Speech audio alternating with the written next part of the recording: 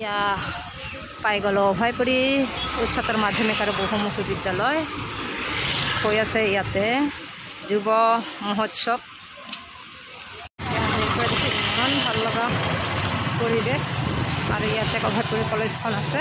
তো এইটো হৈছে ৰাণী অভেশ্বৰী দেৱীৰ প্ৰতিমূৰ্তি ইয়াতে সজোৱা হৈছে। ইয়াতে আগপিনে আছে চিলাৰায় প্ৰতিমূৰ্তি সকলো। ইয়াতে ল'ৰা ছোৱালীয়ে সাজি কাচি আহিছে যিহেতুকে যুৱ মহোৎসৱ হৈ আছে আৰু বহুত দূৰৰ পৰা ল'ৰা ছোৱালী বহুত দূৰৰ পৰা কলেজৰ পৰা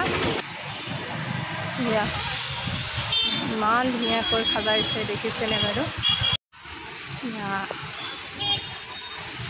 আৰু ইমান ধুনীয়াকৈ সজাইছে আমি ভালকৈ দেখুৱাব নোৱাৰিম, গতিকে আমাক যাবতো নিদিয়ে, সেয়েহে মই দেখুৱাই দিলোঁ অকণমান।